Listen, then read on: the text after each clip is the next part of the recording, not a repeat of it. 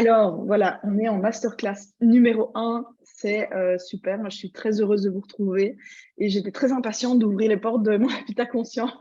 Il y en a quelques-unes qui m'ont envoyé des mails et c'est vraiment super parce que je crois qu'on est dans la même énergie. Très impatient d'ouvrir les portes du programme.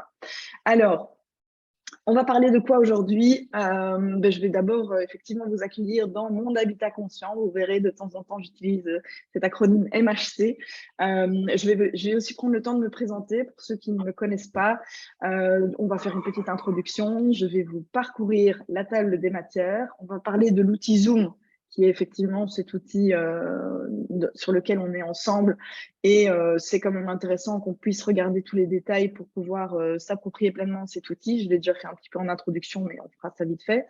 Je vais vous parler de la plateforme de formation LearnyBox. C'est la plateforme sur laquelle vous avez eu accès normalement hier pour les fraîchement inscrites et peut-être les fraîchement inscrits, parce qu'il y a Daniel, excuse-moi, de temps en temps je dirais elle, mais voilà, c'est vraiment pas, on va dire que le féminin l'emporte dans cette formation. Non, voilà, en tout cas, Daniel, ne te formalise pas. Donc voilà, la plateforme LearnyBox, vous avez eu accès. Les anciennes inscrites, vous avez reçu effectivement le mail précédemment. Si à un moment donné, vous avez du mal à retrouver, on fait ça ensemble, il n'y a pas de souci. Alors, le groupe Facebook, il y a effectivement un outil pour le partage, c'est privé effectivement, il y a un groupe WhatsApp aussi. Et puis, on va créer des binômes pour pouvoir avancer ensemble. Nous sommes un groupe de 17, il y aura donc 7 binômes et un trinôme. Et l'objectif, c'est qu'on puisse justement se challenger, puis avancer ensemble sur une formation. Pour ceux qui ont déjà fait des formations en ligne, le plus dur, c'est d'aller jusqu'au bout. Donc, en général, c'est intéressant effectivement de se faire seconder par un collègue, un binôme, pour pouvoir avancer. Et je vais vous parler en finale des masterclass et des experts invités. Alors, bienvenue, hein, vraiment bienvenue, bienvenue. Vous êtes ici, chez vous pour 3 mois. Alors, je vais commencer par une petite citation qui veut bien dire ce que ça veut dire. Habiter sa maison, c'est avant tout s'habiter intérieurement. Alors, effectivement, mon habitat conscient a été conçu sur ce principe que notre habitat est le reflet de notre intérieur et le Feng Shui a vraiment énormément de clés à nous apporter pour apprendre à se connaître grâce à sa maison et aussi booster sa propre habitation pour pouvoir justement vivre plus sereinement au quotidien. Alors, oups, j'étais en arrière, voilà. Je fais un petit résumé. Donc, qui suis-je? On a déjà eu des échanges, vous me connaissez ou pas, voilà. Mais alors, du coup, je préfère me présenter. Donc, je m'appelle Hélène Codem, ça vous savez. Je suis architecte, je suis mariée, j'ai 2 enfants. Et dans mon activité professionnelle, j'aide des porteurs de projets à créer vraiment des espaces où l'on se sent bien. C'est vraiment l'objectif. L'habitat conscient est au centre de la démarche et je travaille également pour des projets plus publics, on va dire. Je travaille sur des crèches, des maisons de naissance, des centres de formation, des centres de bien-être et souvent la porte d'entrée, c'est effectivement le bien-être dans l'espace bâti. On parle de neuroarchitecture ou de feng shui attaché au bâtiment. Donc, c'est à l'arrivée de mes enfants par adoption, en fait, que j'ai été intéressée par tout ce qui était psychologie. Intéressée ou pas, hein, évidemment, le processus d'adoption nous a imposé ce parcours psychologique avec des assistants sociaux, des psychologues. C'était pas du tout confortable, mais en fait, ça m'a vraiment permis d'apprendre à me connaître, de me poser ces questions qui au départ n'étaient pas spécialement des choses qui étaient attractives pour moi. Et je me suis vraiment intéressée au développement personnel. Et pendant cette période d'attente d'adoption, mes 2 enfants sont arrivés après 2 ans d'attente, j'ai eu le temps en fait de me poser la question comment on aménage une chambre de bébé Feng Shui, comment on fait pour qu'il soit dans un cocon le plus ressourçant possible et puis pour que tout ça soit le plus smooth possible. Et je me suis intéressée du coup au Feng Shui et c'est à ce moment-là que je me suis formée. Ma grande fille a 10 ans, mon fils a 7 ans, donc j'ai eu le temps d'utiliser ces pratiques dans ma pratique professionnelle et je suis vraiment ravie de pouvoir le transmettre aujourd'hui parce que ça a vraiment une puissance qui au départ n'est pas palpable, mais c'est avec un processus, avec le temps qu'on se rend compte que le Feng Shui peut vraiment changer des vies. J'ai pu, il y a 10 ans, même plus maintenant, ça fait peut-être 15 ans, on a rénové avec mon mari notre maison en maison passive à Bruxelles. Au départ, ma première expertise, c'est les bâtiments passifs, les maisons efficientes qui ont le moins d'impact sur l'environnement, les matériaux naturels. Voilà, ça c'était, on va dire, ma première expertise. Et grâce au Feng Shui, on s'est relancé dans un projet de construction et on est dans notre nouvelle maison aujourd'hui, une maison de bois qui est Feng Shui. Effectivement, j'ai pu intégrer tous ces préceptes dans notre habitation. Et pourquoi je dis grâce au Feng Shui, c'est parce qu'à l'époque, je me serais jamais imaginé que c'était possible. Simplement, je me suis connectée à un rêve plus grand que soi, des choses qui étaient effectivement au départ inaccessibles, même inimaginables. Et finalement, le rêve de faire construire son habitation dans un écrin de forêt est arrivé grâce au Feng Shui, parce que je me suis posé ces questions. Et la première maison qu'on a rénovée en passif à Bruxelles était, on va dire, pour nous, notre maison de vie, et c'était très bien comme ça, elle était très, très bien. Mais voilà, on avait aussi l'envie de passer à autre chose. Et c'est aussi pour ça que je dis grâce au Feng Shui. Alors, euh, j'ai voulu vous introduire un petit peu le pourquoi, parce que c'est important de savoir effectivement d'où vient mon habitat conscient. Je suis vraiment ravie d'ouvrir aujourd'hui les portes à un groupe parce que c'est une sorte d'école que j'ai imaginée il y a déjà 5 ans.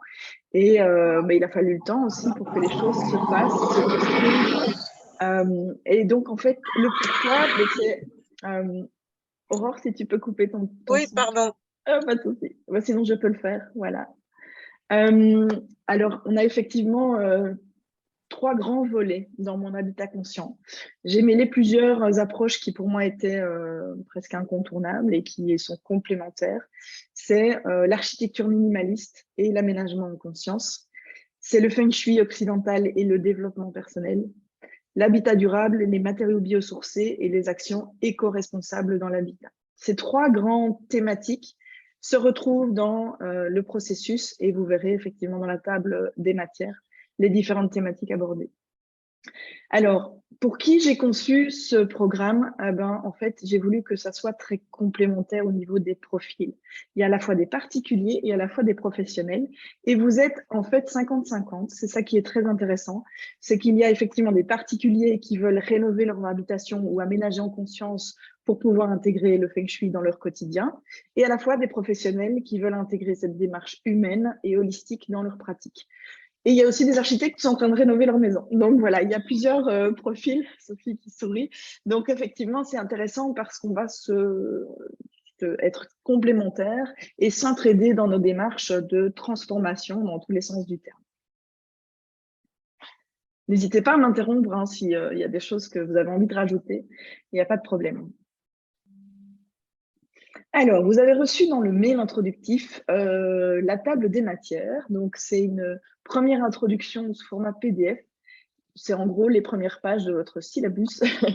C'est l'objectif de pouvoir vraiment vous donner toutes les clés, toutes les thématiques qui vont être abordées.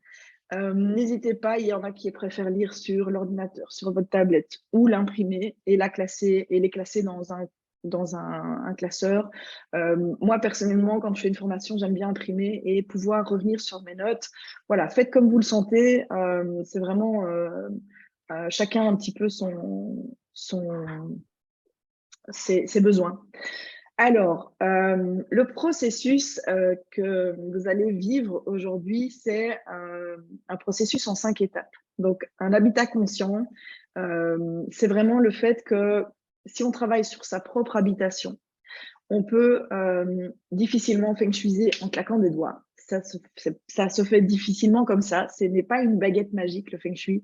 C'est l'objectif de prendre le temps aussi d'intégrer une certaine démarche de développement personnel et de pouvoir implémenter les choses dans son intérieur. Donc, une chose à la fois. La première étape, et c'est le premier module qui est libéré aujourd'hui, c'est le module analyser. C'est comme quand on va chez le médecin, c'est un diagnostic en gros. On prend le temps en fait de s'auto-diagnostiquer à la fois personnellement, hein, quelles sont nos aspirations profondes, qu'est-ce qu'on a envie de vivre dans notre propre maison. Et on va prendre le temps aussi d'analyser notre habitation avec des outils du Feng Shui. Alors, pour les professionnels, je ne l'ai pas dit tout à l'heure, j'insiste sur le fait que au plus vous internalisez la démarche pour votre propre habitation, au plus cette expérience va pouvoir être intégrée finalement et vous pourrez le transmettre après dans votre pratique professionnelle. Donc c'est ça en fait l'idée, c'est vraiment jouer le jeu de A à Z. Alors le deuxième module, c'est conscientiser. Dans le module 2, on va commencer à prendre conscience finalement des choses qu'il faut changer, des choses qu'il faut mettre en valeur. On va prendre en compte les couleurs, les émotions. On va prendre en compte ce que finalement le Feng Shui a à nous dire. Vous verrez, il y a plein de choses qui vont apparaître, qu'on soupçonne pas. Et souvent, le Feng Shui, c'est du bon sens. Donc, on met des mots sur des choses qu'on analyse, mais souvent, c'est du bon sens. On ne sait pas toujours mettre des mots dessus, mais avec les clés du Feng Shui, ça peut vraiment aider. La troisième étape, c'est libérer. Alors, le Feng Shui est souvent associé au rangement de détox, à l'architecture minimaliste, aux espaces très purs. Et effectivement, nous avons besoin d'un espace libéré le plus possible. Et donc, cette étape-là, ça va être un vrai... vous allez voir, il va y avoir des étapes qui vont chambouler votre intérieur dans tous les sens du terme. On va prendre le temps de libérer l'espace au maximum en se posant les bonnes questions. Et là, on va parler aussi d'un thème qui me tient aussi à cœur, c'est la méditation. Vous allez voir, pour ceux qui ont déjà médité, c'est peut-être une redite, mais pour ceux qui ne l'ont jamais fait, c'est vraiment quelque chose de très intéressant. Et ça va être associé au rangement détox, vous verrez. Donc là-dedans, il y a effectivement un peu de Marie Kondo, pour ceux qui connaissent. Alors, le quatrième module, c'est créer. On va prendre le temps d'analyser chaque pièce de l'habitation sur le regard du Feng Shui. Quel est l'inconscient qui est attaché à la cuisine? Quel est l'inconscient qui est attaché à la salle de bain? Et on va travailler ensemble pour pouvoir à terme créer un vrai mood board, un tableau d'inspiration pour chaque pièce de l'habitation. Et pour justement intégrer finalement un plan, on va dire, un plan d'action et clarifier les idées pour que concrètement on puisse sortir avec quelque chose en main. Et la cinquième étape, c'est activer. On aurait pu l'appeler aussi énergiser. L'objectif, c'est de booster les énergies du lieu. Et alors, il y a effectivement plein de thématiques qui peuvent être abordées pour pouvoir booster notre intérieur dans tous les sens du terme.